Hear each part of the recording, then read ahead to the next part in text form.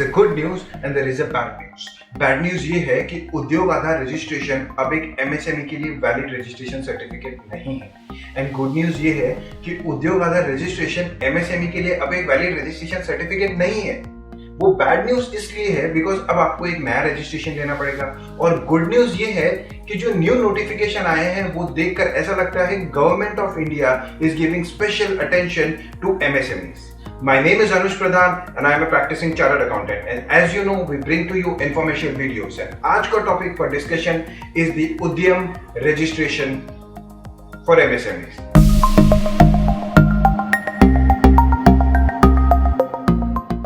MSME क्या होता है, उद्योग आधार क्या होता है, अगर ये सारी डिटेल्स आपको नहीं पता है तो आप हमारा ये वीडियो रेफर कर लीजिए, आपको सारी डिटेल्स पता चल जाएगी। और अगर आपको ये सब पता है या आपने वीडियो देखा है तो लेट्स प्रोसीड फर्दर। जैसे कि आपको पता है रिसेंटली एमएसएमई का डेफिनेशन चेंज हो गया है। इसके अंदर माइक्रो स्मॉल मीडियम क्लासिफिकेशन की क्राइटेरिया लिखे हुए, इन्वेस्टमेंट और टर्नओवर दोनों क्राइटेरिया एक साथ मीट होने चाहिए तो आप उस कैटेगरी में फॉल करोगे।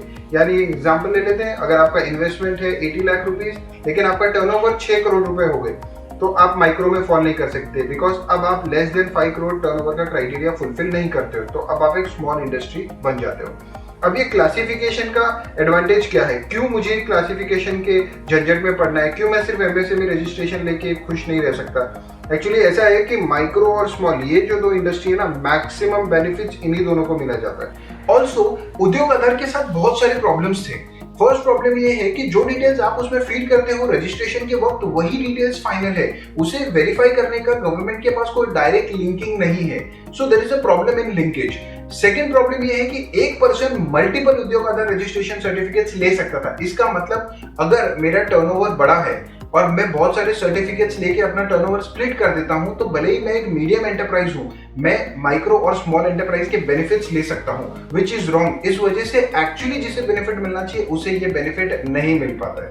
थर्ड प्रॉब्लम ये है कि डेटा ऑटोमेटिकली कभी अपडेट हो ही नहीं सकता, ये सिर्फ आप पुट करोगे तो ही अपडेट होगा। अगर आप सालों साल डेटा अपडेट नहीं करोगे तो जो आपने इनिशियली पुट किया डेटा हमेशा वही रहेगा और एक रॉन्ग पिक्चर प्रोजेक्ट होती रहेगी।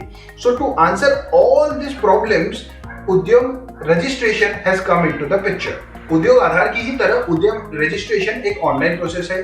पोर्टल पे जाके आपको सारी डिटेल्स फीड करनी है, कोई भी डॉक्यूमेंट अपलोड नहीं करना है और लास्ट में एक सेल्फ डिक्लेरेशन साइन करना है कि जो भी डिटेल्स मैंने प्रोवाइड की है ये ट्रू इंफॉर्मेशन है।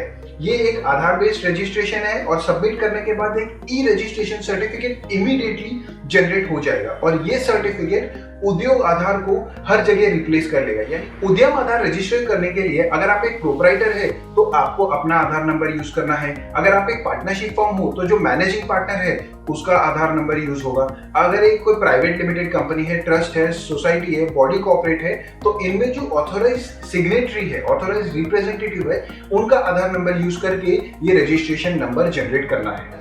एमएसएमई क्लासिफिकेशन के लिए जो ट्विन क्राइटेरिया है उसमें से एक क्राइटेरिया है investment in plant and machinery. अब ये कैलकुलेट कैसे किया जाए कि investment in plant and machinery क्या है।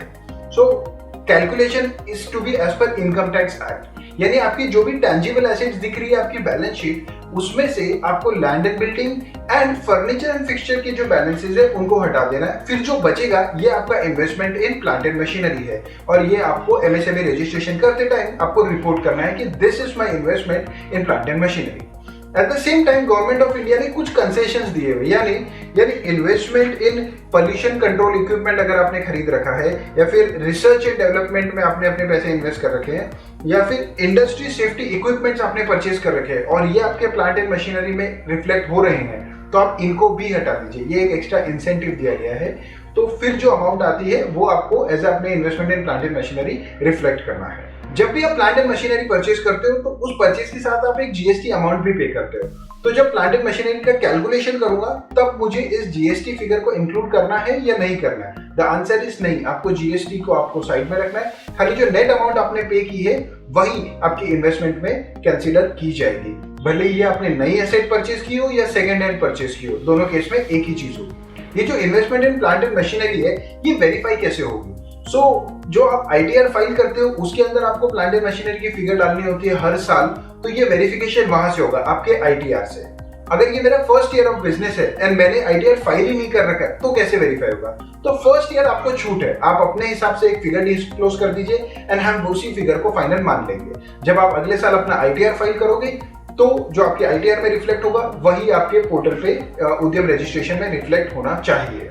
अगर ऐसा नहीं होता है तो ये एक वायलेंस माना जाएगा। यानी सेकंड कंडीशन है टर्नओवर। ये टर्नओवर कैसे कैलकुलेट किया जाएगा? मान लीजिए आपके मल्टीपल जीएसटी रजिस्ट्रेशन नंबर है, भले ही वो सेम स्टेट में हो या डिफरेंट स्टेट में हो, सारे जीएसटी नंबर्स का जो टोटल टर्नओवर होगा वो आपका टर्नओवर होगा। इसमें से अगर आपने कुछ एक्सपोर्ट किया है तो ये एक्सपोर्ट का जो वैल्यू होगा वो आपके टर्नओवर में से माइनस हो जाएगा। ये गवर्नमेंट ने एक इंसेंटिव दिया है एक्सपोर्ट को प्रमोट करने के लिए। अगर आपका टर्नओवर कम है तो आप माइक्रो और स्मॉल एंटरप्राइजेस में क्लासिफाई होने के अपने चांसेस बढ़ा सकते हो। इसके अलावा ये वेरीफाई कैसे किया जाएगा? तो आपके इनकम टैक्स रिटर्न और जीएसटी रिटर्न के जो फिगर्स हैं वहां से ये चीज वेरीफाई की जाएगी।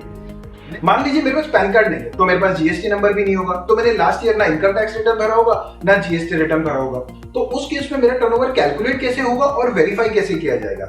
सो द आंसर इज वेरीफाई नहीं किया जा सकता। और as far as turnover declare करने की बात है तो जो आप डिक्लेयर करोगे उसी को हम सही मान लेंगे, लेकिन ये सिर्फ 31 मार्च 2021 तक वैलिड है। उसके बाद पैन कार्ड होना मैंडेटरी है, रिटर्न फाइलिंग करना मैंडेटरी है। इस नोटिफिकेशन में एक और चीज लिखी हुई है कि 31 मार्च 2021 के बाद आपको जीएसटी नंबर लेना भी मैंडेटरी है अगर आपको एमएसएमई रजिस्ट्रेशन चाहिए तो।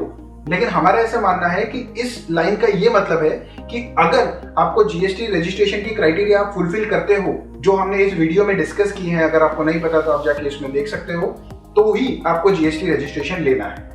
पहले आपके पास पैन कार्ड नहीं था लेकिन अब आपके पास पैन कार्ड आ चुका है तो ये डिटेल्स आपको उद्यम पोर्टल पर अपडेट करना मैंडेटरी है। उद्यम पोर्टल पर अपनी डिटेल्स फीड करते वक्त या अपनी डिटेल्स अपडेट करते वक्त अगर आप जानबूझकर कोई डिटेल गलत प्रोवाइड करते हो तो ऐसी पहली गलती पर आपको 1000 रुपए तक की पेनल्टी लग सकती है। लेकिन अगर ये गलती आप वापस करते हो तो हर ऐसी गलती पे आपको 1000 रुपए से 10,000 रुपए तक की पेनल्टी लग सकती है। अब क्वेश्चन ये अराइज होता है कि जिन लोगों के पास एग्जिस्टिंग उद्योग आधार रजिस्ट्रेशन है उनका क्या होगा? सो द आंसर इज कि 30 जून 2020 से पहले जिन लोगों के पास उद्योग आधार रजिस्ट्रेशन है उन्हें भी फ्रेश रजिस्ट्रेशन लेना होगा। हालांकि इन लोगों का जो रजिस्ट्रेशन सर्टिफिकेट है ये 31 मार्च 2021 तक वैलिड है। उद्यम रजिस्ट्रेशन ऑब्टेन करने के बाद इस पोर्टल पर जाकर आपको अपनी डिटेल्स अपडेट करनी है। उसके अलावा आपको लास्ट ईयर के income tax return and GST returns के डिटेल्स भी इन पोर्टल्स पे जाके अपडेट करनी है। अगर दिए गए टाइम में आप ये चीजें अपडेट नहीं करते हो तो हो सकता है आपका रजिस्ट्रेशन कैंसिल हो जाए। उद्यम पोर्टल क्या करता है? ये इंफॉर्मेशन कलेक्ट करता है। जो इंफॉर्मेशन आप इस पोर्टल पर जाकर अपडेट करते हो वो प्लस जीएसटी और इनकम टैक्स वेबसाइट से भी ये डेटा पुल करता है एंड बेस्ड ऑन दैट ये डिसाइड करता है कि हर ईयर में आपका इन्वेस्टमेंट और आपका टर्नओवर कितना है। ये जानने के बाद वो आपको अप्रोप्रिएटली क्लासिफाई करता है कि आप एक माइक्रो, स्मॉल या मीडियम एंटरप्राइज क्या हो। ये जो प्रोसीजर है, ये जो एक्टिविटी है, ये हर साल की जाती है एंड अकॉर्डिंगली आपका क्लासिफिकेशन चेंज होता है। अगर आप एक माइक्रो एंटरप्राइज से स्मॉल या मीडियम एंटरप्राइज बनते हो तो इसे अपवर्ड क्लासिफिकेशन या अपवर्ड ग्रेजुएशन कहते हैं, और अगर आप एक मीडियम एंटरप्राइज से माइक्रो या स्मॉल एंटरप्राइज में क्लासिफाई होते हो तो इसे डाउनवर्ड क्लासिफिकेशन या डाउनवर्ड ग्रेजुएशन भी कहते हैं। नाउ ये जो क्लासिफिकेशन चेंज होगा तो आपके बेनिफिट्स भी चेंज होंगे। अगर आपको याद हो तो हमने स्टार्टिंग में बताया था कि माइक्रो और स्मॉल एंटरप्राइज को मैक्सिमम बेनिफिट्स मिलते हैं। अपवर्ड क्लासिफिकेशन में आपका बिजनेस ग्रो होता है और गवर्नमेंट आपको एनकरेज करना चाहती है कि आप अपने बिजनेस को और ग्रो करिए। इसीलिए जो बेनिफिट्स है वो जिस साल आप अपवर्ड क्लासिफाई होते हैं उस साल वो बेनिफिट आपको मिलेगा एंड उसके बाद एक और साल के लिए आपको वही बेनिफिट कंटिन्यू होगा।